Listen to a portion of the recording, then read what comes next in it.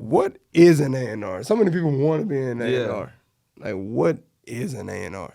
A liaison between the artist and the label. So he's basically just communicating the artist's ideas to the label, and then also, sometimes just selling the artist's ideas to the label as well. We're like the voice for them. So when we in those meetings in those corporate offices, we giving updates. So it's like I'm glad you asked this question, because a lot of times when artists are complaining that the label isn't doing anything or isn't paying attention to them, it's because you're not talking to your A&R. Right. Your A&R is your voice.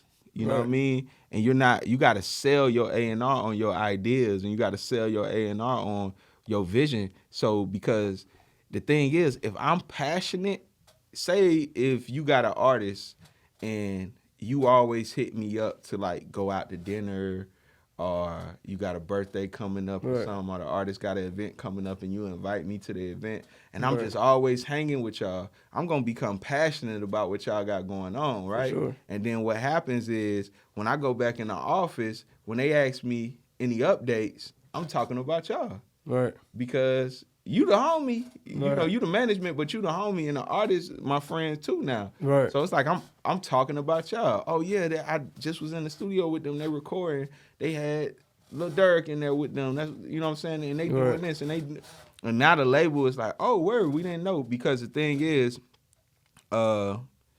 there's no cameras on you that the CEO of the label could be like, oh okay, you're in the studio this month. You're doing this. Right. It's so far detached, and artists, I don't think they realize that. Right. It's like, bro, these people are, they coming in, they're doing, like, everybody is in their own departments and they're doing their jobs. Right. And sometimes their jobs doesn't pertain to what you got going on. For sure. So I wouldn't know what you got going on until you tell me. Right.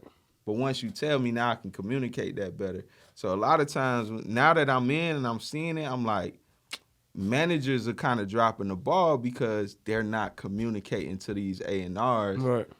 You know what I'm saying? Because it's almost like you have to work together.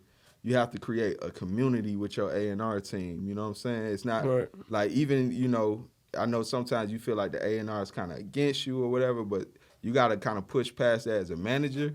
Specifically, like, let the artist believe what they want to believe, but as a manager, you got to make sure you got that relationship with the A&R so you can properly communicate to the label. Because the A&R, if he's on your, like, if he's bought into what you got going on, I know what my CEO needs to hear to free up that money for you, or to get that done for you. I know what I have to say, but I need to have clear information on this side. You can't not communicate with me for months and then come and say, I want to drop this single, But I didn't even know you was working on the single. You know what I'm saying? Right. This brand new information. Right. You haven't been communicating with me. You ain't called me, you ain't text me, you ain't emailed me. Right. You know what I'm saying? And that's the thing. It's like, it's more human interaction than people realize. It's like, be human, bro. Communicate. That's it.